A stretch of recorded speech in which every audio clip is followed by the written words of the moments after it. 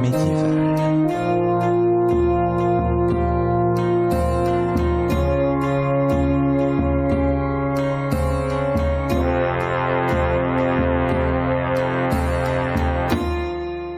Bonjour, bienvenue pour un nouveau numéro de Fréquence Médiévale. Fréquence Médiévale, l'émission de web radio du magazine Histoire et Images Médiévales. Alors on va parler cette fois d'un sujet de saison, vu que nous allons parler des rois mages. Oui, les rois mages, donc ce mythe, cette légende en fait biblique qui est évidemment très présente au Moyen-Âge. Et pour en parler, nous avons le plaisir de recevoir une jeune doctorante en histoire médiévale, Doina Kretchoun. Merci Doina d'avoir accepté notre invitation. Je n'ai pas écorché ton nom, j'espère. Kretchoun, c'est bien. D'accord, très bien. Bonjour. Bonjour Doina. Bonjour. Alors, donc, on va commencer par le commencement. Donc, les rois mages dans la Bible. Alors, c'est des personnages qui sont évoqués dans la Bible, notamment dans le Nouveau Testament, c'est ça ? Oui, tout à fait. Alors, il s'agit... En fait, ils apparaissent uniquement dans un seul des 4 évangiles canoniques, si vous voulez. Ils apparaissent dans l'évangile de Matthieu, au chapitre 2. On en a 12 versets, de 1 à 12, donc du chapitre 2. Et les détails que donne Matthieu sont peu nombreux. Mais bien sûr, évidemment, ils ont été beaucoup enrichis au Moyen-Âge. Bon, ce qu'il dit Matthieu, c'est très simple. Jésus, il est né, pour faire bref, et les mages d'Orient suivent les mages, pas les rois mages. Donc les mages d'Orient suivent une étoile pour retrouver l'endroit où il est né et pour venir lui rendre hommage. Ils font le voyage. Ils disent pas combien de temps ça. Ils disent pas du tout combien de temps ça dure. Donc ils font le voyage. Ils arrivent à Jérusalem, où ils rencontrent le roi Hérode pour lui demander le lieu de naissance du Christ. Et le roi Hérode lui dit qu'il demande à les personnes autour de lui pour trouver l'endroit. Ensuite, il dit au roi mage d'aller le chercher et ensuite de revenir le voir quand ils l'ont trouvé. Donc les rois mages repartent, ils arrivent à Bethléem et ils lui font les 3 offrandes, l'or, l'encens et la myrrhe. Ensuite, ils sont prévenus par un ange dans leur sommeil de repartir chez eux par un autre chemin, donc de ne plus repasser par Hérode. Et ce qu'ils font, et l'histoire finit là, l'histoire biblique, si vous voulez. Ouais, donc en effet, c'est très court, hein, d'accord. Très court, oui. Alors, il y a aussi une allusion aussi à Hérode, évidemment, ce sera l'épisode des Saints Innocents, où lui va tuer en fait les enfants, voilà, parce qu'il a peur en fait donc de l'arrivée d'un nouveau roi d'Israël en fait. Hein, tout à fait. Puisque les rois mages ne sont pas revenus lui dire où il était. Donc il s'est senti trahi. Alors, donc, c'est très court, mais après, évidemment, cet épisode va prendre une importance beaucoup plus grande, parce que, notamment, on va commencer à donner des noms aux rois mages, en fait. Hein, donc, alors, est-ce que tu peux juste... Parce que les noms, en plus, d'après ce que tu m'as dit, en fait, évoluent dans le temps, en plus. Hein, les noms changent, en fait. Hein, donc, c'est à partir de quand qu'on commence à avoir des noms, et surtout, en fait, à partir de quand, en fait, cette histoire-là commence à être mise en avant dans l'Occident médiéval, en fait. L'histoire elle est mise en avant très vite. Il y a beaucoup de commentaires des pères de l'Église notamment qui commentent justement cet épisode de la venue des mages sans au début donner beaucoup de détails supplémentaires. Ils ont une signification, si vous voulez, très forte au tout début, à la période où le christianisme il commençait à prendre de l'ampleur, et ils sont le symbole de la conversion au christianisme. Donc ce sont les représentants, si vous voulez, des païens qui se retournent vers le christianisme, et donc ils deviennent un modèle de conversion très fort et donc très important, notamment à cette période-là. Donc ensuite ils reçoivent, si vous voulez, beaucoup de détails. Leur portrait, il est si vous voulez, enrichi de détails. Par exemple, le nombre. Déjà, Matthieu, il mentionne uniquement qu'ils amènent l'or, l'encens et la myrrhe, mais il ne dit pas du tout qu'ils étaient 3. D'accord. Ils auraient pu être très très nombreux. D'ailleurs, il y a beaucoup d'évangiles apocryphes où ils sont 12, 2, 40. Alors, je précise juste, évangile apocryphe, c'est donc c'est pas les 4 évangiles qui ont été retenus donc au 3e, 4e siècle, hein, mais c'est les autres évangiles en fait qui ont été rejetés par l'Église l'Église notamment. Donc voilà. Tout Mais à il y en a fait, plein en fait des évangiles apocryphes. Tout à fait, tout à fait. Il y a aussi des écrits orientaux, donc il y a différents types d'écrits qui ne sont pas justement reconnus par l'Église. Et donc dans ces écrits-là, on raconte des rois mages, pourquoi ils ont suivi l'étoile, parce que beaucoup d'autres détails d'avant et d'après cet épisode retenu par Matthieu. Et ils peuvent être 12, 42, des nombres différents. Mais donc un lien avec le nombre des dons, des offrandes, puisqu'ils amènent 3 offrandes très vite. Ça, leur nombre c'est installé, fixé. C'est fixé, mais bien sûr tout ça prend du temps. Ouais. Je pense que le nombre, il apparaît de 3, apparaît la première fois, je crois au 3e, si je me rappelle bien, au 3e siècle, mais ensuite disons, pendant un certain temps, ça coïncide avec d'autres versions, si vous voulez. Mais en tout cas, dans la version officielle, ils sont 3 assez vite. Ensuite, ils reçoivent les noms. Les noms, ils sont mentionnés, je pense, pour la première fois au 9e siècle. Et il y a des petites variations, si vous voulez. Caspar, Gaspard, Gestapa, Melchior, Melkor, différentes. Ensuite, il y a des versions arabes. Il y a différentes versions des noms, mais disons là. Version arabe des noms en fait. Ouais, oui, tout à fait. Donc ça varie, mais pas beaucoup. C'est assez clair. Et ensuite, il y a d'autres éléments qui sont ajoutés, donc leurs âges aussi. Au début, on n'en parle pas du tout. Matthieu n'en parle pas du tout de leur apparence physique ou de leurs âges. Ouais, puis après, ça devient des vieillards chenus quelque part, souvent. C'est ça, tout à fait. Aussi, au 9e siècle, il y a un texte attribué à Bède le Vénérable qui est très important pour la stabilisation d'une certaine apparence. Bède le Vénérable est quelqu'un qui a été énormément lu, énormément copié. Tout à fait. Alors, est-ce qu'il y a des représentations assez rapides, aussi artistiques, dans l'image, dans l'iconographie Oui, tout à fait. Ouais. Ça apparaît déjà dans les catacombes romaines au 2e siècle, oui. Mais donc ils sont 3. Ils amènent chacun un don, mais les dons ne sont pas identifiables. Mais ils sont tous les 3 identiques. Donc ils ne sont pas du tout différenciés par les traits physiques. Donc ils sont tous les 3 à peu près jeunes et ils amènent un don. Et ils ont un bonnet phrygien. Et une apparence plutôt persane, si vous voulez. Parce que ça, c'est aussi un détail qui est ajouté, mais qui a beaucoup varié. Donc ils viennent d'où ils viennent. C'était un grand débat qui s'est finalement stabilisé puisqu'ils sont 3 en même temps à peu près que on stabilise. De toute façon, ils viennent d'Orient, de toute façon, vu que. Oui. D'abord, ils viennent d'Orient. Ensuite, ils viennent d'Asie, d'Afrique et d'Europe. Ah oui, c'est pour reprendre en fait les 3 séparations du monde dans la Bible entre les 3 fils de Noé, c'est ça? Tout à fait. Ils deviennent représentants des 3 fils de Noé, donc chacun appartient.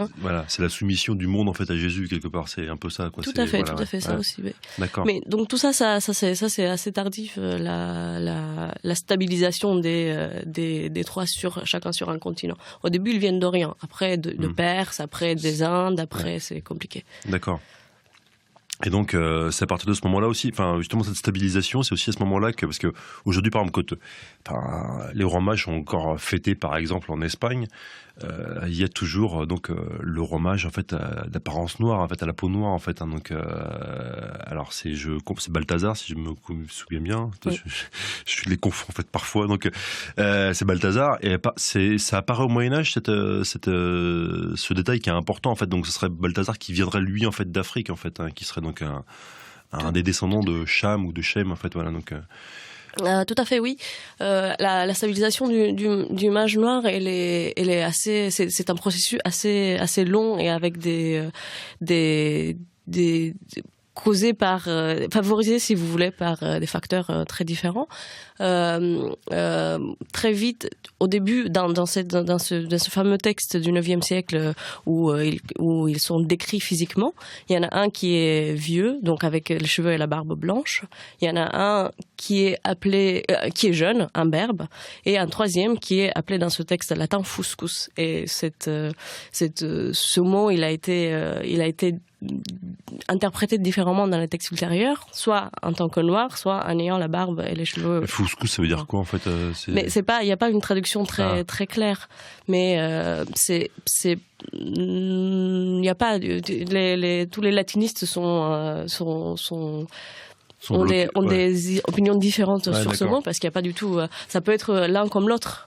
Et donc ensuite, ça a été parfois ça a été repris comme noir. Donc au XIIIe siècle, on trouve même ce passage-là où le mot fuscus il a été remplacé par le mot nigger, qui pour le coup veut vraiment dire à la peau noire.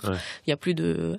Mais ça c'est déjà au XIIIe, et seulement au XIVe, avec la stabilisation du fait qu'ils viennent d'Europe, d'Asie et d'Afrique, que l'un d'entre eux, il a été vraiment identifié comme un noir, et donc il apparaît aussi dans les images, dans l'art, à partir de la de la seconde moitié du XIVe siècle, qu'on le peint presque toujours comme un noir. Après...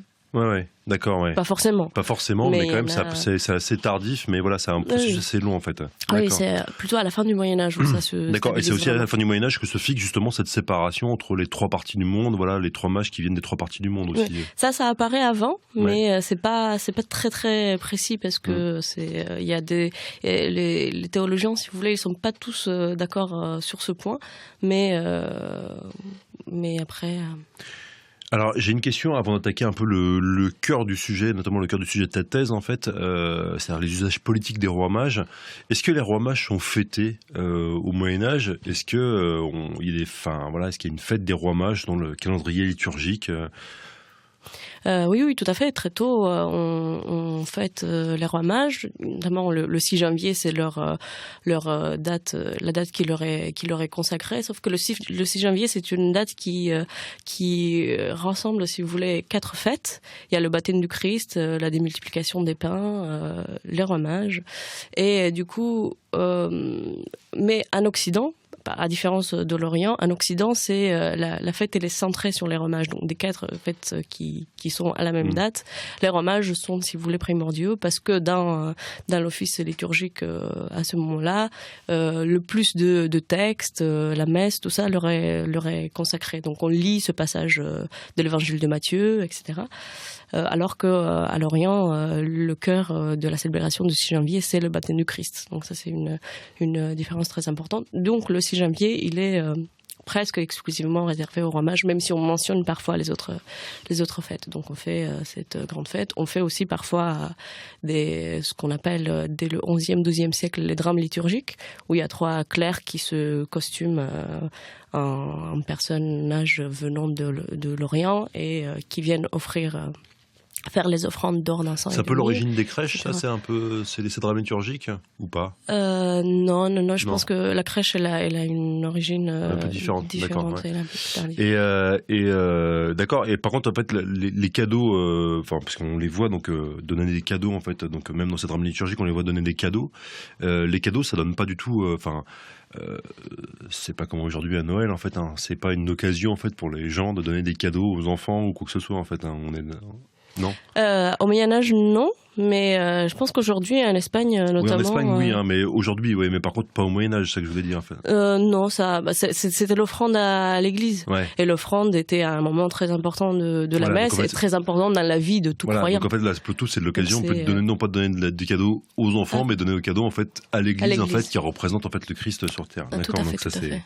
Et c'était très important, ça, c'était un moment clé du passage de Matthieu, sur lequel tous les sermons médiévaux insistent sur le fait d'apporter des offrandes à l'église, d'apporter des offrandes mais pas uniquement des offrandes matérielles. Ça, c'était un côté du commentaire, mais ensuite, il y avait apportez vous-même, apportez vos prières, votre piété, votre corps et votre âme, donnez-le au Christ, etc.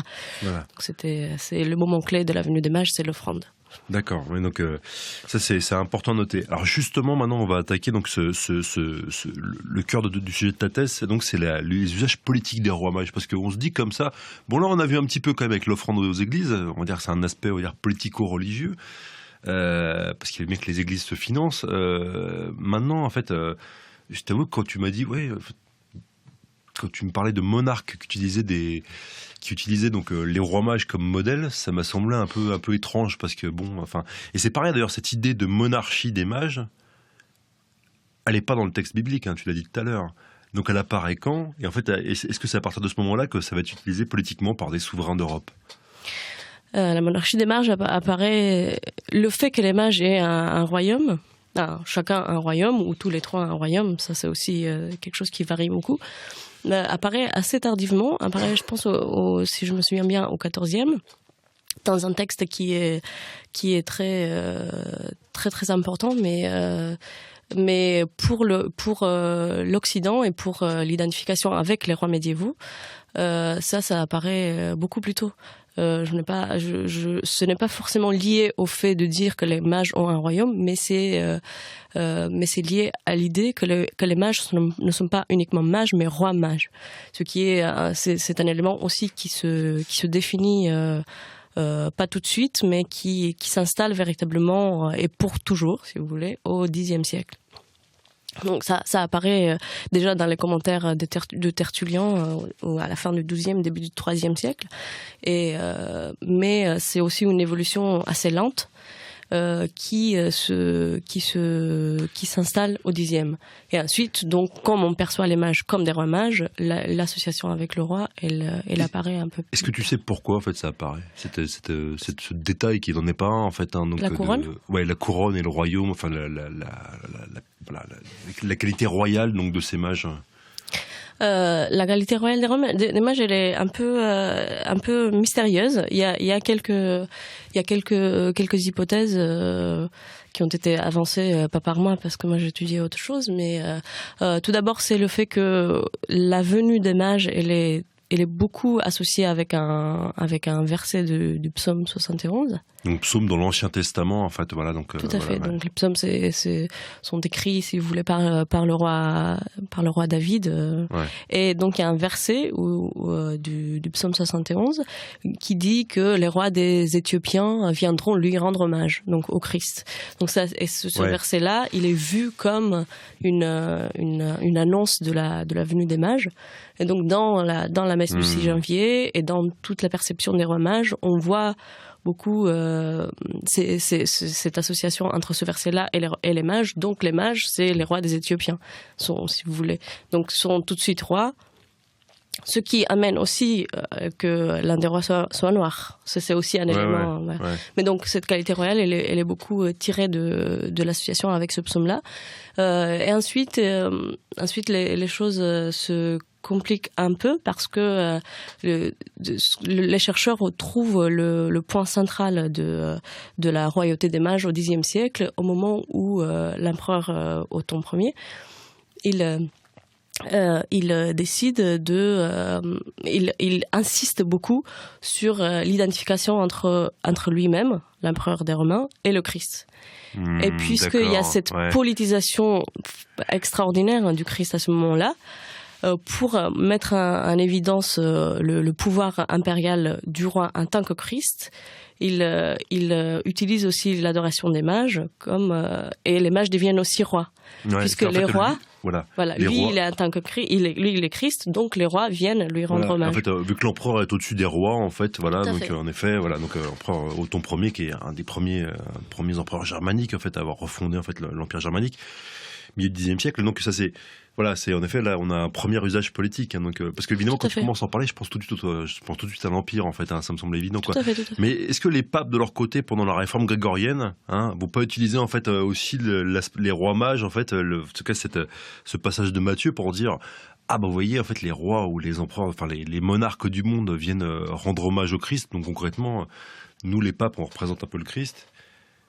Oui. Ça c'est une très très très très belle hypothèse. Ouais. Moi j'y crois. Ouais.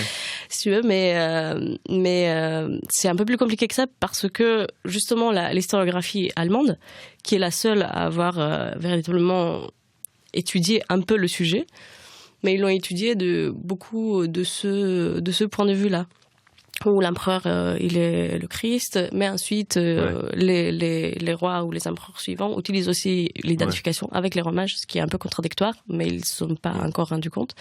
Sauf que effectivement le pape de son côté, il n'y a pas de source malheureusement, mais il y a très très très peu de choses pour pouvoir prouver ça c'est logique, je suis d'accord avec toi que effectivement, le pape, comme lui-même, il est le vicaire du Christ, comme lui-même, il est le Christ, et comme l'Église s'identifie avec la Vierge tout au long du Moyen-Âge, il y a énormément d'identification entre la Vierge et l'Église.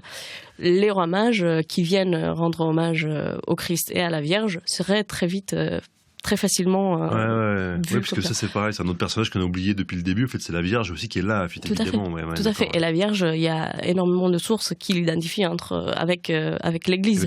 L'Église qui surtout à partir du XIIe siècle où il y a un développement du culte marial et tout, avec l'apparition de plein d'églises Notre-Dame, etc. Et tout, donc, complètement. Mais ça n'a pas été beaucoup étudié. Moi, j'ai pas eu énormément le temps pour l'étudier dans ma thèse. Il y a quelques indices, mais moi je crois que c'est une piste très très importante qui amène justement une hésitation à utiliser le thème, parce que comme ça peut fonctionner pour le roi autant que pour le pape, dans la concurrence entre le roi et le pape, c'est compliqué. Oui, tout à fait. Parce que donc c'est ambigu. Est-ce que c'est pour ça en fait que tu as un déplacement justement d'utilisation est-ce que à partir de il y a un déplacement de l'utilisation de ces figures-là dans le temps, c'est-à-dire on va plus s'identifier, je parle notamment pour les souverains, on va plus s'identifier en fait à l'enfant Jésus, en fait au Christ naissant, mais plutôt aux rois mages, en fait aux trois rois mages. Hein. Est-ce que les identifications sont parallèles. Ça, c'est quelque chose de très très intéressant pour mon sujet, je trouve, parce que en même temps, on peut identifier un roi avec un roi mage, mais le même roi, on trouve des sources où il est identifié au Christ, et d'autres rois viennent lui rendre hommage. Donc c'est plastique en fait, comme tu dis. Oui, c'est très plastique. Est-ce qu'on peut tu peux donner un ou deux exemples justement de souverains un peu connus en fait qui vont utiliser cette figure de roi mage en fait, et comment ils vont l'utiliser? Est-ce que c'est dans les arts? Est-ce que c'est dans des processions? Si vous voulez, un des souverains très connus, c'est Charles V de France. Ouais. Ah oui, Charles V, oui. Oui. Ah, d'accord. Qui en 1378. Pour l'épiphanie, il y a l'empereur Charles IV, l'empereur des Romains, et son fils Venceslas qui viennent à Paris. C'est un truc très connu pour l'époque, c'est très célébré parce que donc là en effet, il y a un empereur qui rend visite au roi de France à Paris, et en plus Charles rend visite à Charles en plus, donc il y a des allusions en fait par rapport à Charlemagne et tout, plein de choses comme ça, quoi. Donc Oui, tout à fait. Et puisque cette visite se passe, il arrive à Paris le 3 janvier, donc le 6 janvier, il est à Paris. Et il y a une concurrence tacite entre Charles V et Charles IV, parce que Charles IV, c'est quand même un empereur. Charles V, il est empereur en son royaume, parce qu'il est le roi de France. Et donc, il essaye, bien sûr, jamais directement, mais par beaucoup de détails symboliques de cette visite qui est très, très connue et très étudiée et très illustrée. Notamment dans les grandes chroniques de France. Dans les grandes chroniques, tout à fait. Et donc Charles V essaye constamment à se montrer comme supérieur à Charles IV. Et parmi les différentes et multiples stratégies qu'il met en œuvre à cette occasion-là, il y a la messe de 6 janvier où il dit tout d'un coup, il propose à l'empereur Charles IV de faire l'offrande pour la messe. L'empereur Charles IV, il n'a aucune idée de quoi il s'agit. Et il dit non, je suis trop vieux. Il était très vieux et très malade. Il dit non, je ne peux pas me déplacer jusqu'à l'hôtel. Il était porté un chariot pendant toute cette visite, etc. Et alors Charles V, il dit bon, d'accord. Il savait très bien que Charles IV, il allait refuser. Mais donc, il lui a quand même proposé. Et lui, il fait seul l'offrande. Et il fait une offrande d'or, d'encens et de myrrhe. Les 3 offrandes des rois mages, il les fait lui-même le 6 janvier devant les 2 autres rois. Donc il y avait 3 rois, 3 rois mages. Mais donc il a, si vous voulez, pris assumé à lui-même les rôles des 3 mages devant les deux autres mages impuissants qui étaient dans l'église mais qui n'ont rien fait, ils ont juste regardé. Donc ça, c'est une des utilisations connu, très très connu, des rois mages. Ensuite, il y a différentes choses. Il y a des portraits de rois un roi mage, donc il y a des adorations des mages, la plupart sont des adorations des mages, où un des rois, on peut reconnaître un roi se historique. place en tant que mage en train d'adorer en fait le Christ. Ouais, donc, il peut être n'importe lequel des trois. Le plus souvent, c'est le roi d'Ashmur. Mais ça dépend. Le plus souvent, ils choisissent le roi qui correspond le plus à son âge réel au moment où. Mais il y en a qui choisissent Balthazar, par exemple, aussi. Mais il n'est pas noir. Mais il n'est pas noir, d'accord. Ouais, donc c'est pour ça que Balthazar, il est souvent noir, mais pas toujours. Mais et quand c'est un souverain qui se représente en Balthazar, voilà, par contre, voilà, il est blanc. Il est blanc. Voilà, d'accord, c'est intéressant. Parce que c'était très important de le reconnaître quand même. Mais ce qui est intéressant, c'est de noter, c'est que c'est pas uniquement les rois qui commandent ce genre d'images ou qui font des mises en scène des romages. Il y en a beaucoup. Les commanditaires et les auteurs sont très très très très variés. Parce qu'au début de ma thèse, je pensais effectivement que ça serait une stratégie royale de légitimation, de mise en avant du souverain et de pouvoir, si vous voulez. Mais en fait, il y a beaucoup de commanditaires complètement différents. Ça peut être des nobles, des archevêques, des évêques. Qui se représentent eux-mêmes comme roi mage, en fait. Non, qui représentent leur roi. Qui représentent leur roi, d'accord, ouais. Donc après, il y a aussi qui se représentent eux-mêmes. Ça, c'est un autre sujet. Un autre sujet, d'accord. Mais qui représente le roi. Donc c'est pas uniquement une stratégie du roi lui-même, c'est aussi ça peut être une stratégie des autres figures, des autres acteurs sociaux. Et ce n'est pas toujours, ça c'était la deuxième surprise que j'ai eue en étudiant ce sujet, ce n'est pas toujours en faveur du roi. Parce que l'exemple que je t'ai donné tout à l'heure, c'était clairement en faveur du roi, c'était pour le montrer, pour montrer sa domination par rapport aux autres. Sauf que souvent, si vous voulez, il y a un exemple très très connu, la représentation d'Othon IV sur le reliquaire des rois mages qui se trouve à Cologne. Ouais. Parce que ça, on n'a pas parlé, mais peut-être qu'on va voilà. Alors, il y a au XIIe siècle, il y a l'archevêque de Cologne, Renaud de Dazel, qui écrit, disons, une lettre aux chanoines de l'église de Cologne pour leur dire « J'ai trouvé les corps des rois mages à Milan ». Il était en guerre avec l'empereur Frédéric Barbarousse en Italie. Donc, il a écrit une lettre pour dire « J'ai trouvé les corps des rois mages à Milan, je les amène à Cologne ». Et il fait un long chemin. Et donc, il y a... Ça s'appelle la translation des reliques des rois mages. Et depuis 1164, ils sont conservés dans la cathédrale de Cologne. D'accord, donc les trois rois mages, en fait, les corps des trois rois mages, enfin les corps supposés, sont à la cathédrale de Cologne. Voilà, donc ça c'est un détail que j'aurais dû dire plus tôt. Donc c'est autour de ces trois corps-là que se construit beaucoup l'assimilation des rois des Romains avec les rois mages. Ouais. Parce que l'archevêque de Cologne, il est le personnage qui couronne le roi des Romains. Donc il a un rôle très très important dans l'Empire. Et donc on construit un reliquaire absolument merveilleux, doré, etc. Et sur la façade de ce reliquaire-là, on met l'adoration des mages avec un quatrième roi mage qui est le roi Othon IV, qui a régné à la fin du XIIe siècle, au début du XIIIe. Ouais. Et donc dans cette image-là, qui est pour moi commandée par l'archevêque de Cologne et par le chapitre cathédral, on essaye de montrer que le roi, on essaye de mettre on entend par la figure de la Vierge à l'enfant, l'archevêque de Cologne, et qui couronne les rois des Romains. On revient en fait en votre compte à ce qu'on disait tout à l'heure, on a un discours typique de la réforme grégorienne où en fait concrètement c'est le souverain qui s'agenouille devant l'Église en fin de compte. Tout à fait. Donc ça c'est donc c'est ce thème, il est très très ambivalent et très plastique. Et c'est pour ça que donc on peut autant l'utiliser en faveur du roi pour montrer combien il est supérieur aux autres, autant on peut le montrer, on peut l'utiliser dans d'autres contextes complètement différents, sens, en fait, en fin de compte, pour montrer qu'il s'agenouille devant l'Église. On peut aussi faire autre chose avec des laïcs. C'est pas forcément toujours l'Église. Par exemple, il y a des images où on a sous les traits d'un roi mage un roi et sous les traits d'un autre roi mage un patricien ou un noble ou un riche bourgeois d'une ville allemande. Et par les moyens mis à disposition par l'image, on peut le montrer, le patricien, plus grand ou plus imposant que le roi. On peut faire ça par les d'accord, couleurs, par la d'accord, taille, par d'accord, la mise en scène de l'image. C'est très facile au Moyen-Âge d'accord. de mettre en avant un personnage par rapport à l'autre. Et donc, le roi, effectivement, il est roi mage. Il est dans la proximité du Christ, il est bien mis en évidence, mais quand même, il y a le patricien ou le bourgeois qui est encore plus que le roi. Donc, il y a quand même... il y a une ambivalence. Bon bah écoute, là le temps commence à nous être compté, donc je te remercie d'avoir fait avec nous ce petit résumé en fait de ta thèse, hein, donc en une demi-heure, c'était pas facile. Merci à toi Doina, donc voilà, félicitations pour ta thèse et puis à bientôt pour la suite, hein. Tu vas continuer à travailler dessus, donc je suppose donc. On retrouvera, peut-être dans 1 an ou 2, on te réinvitera pour les Rois Mages, le retour.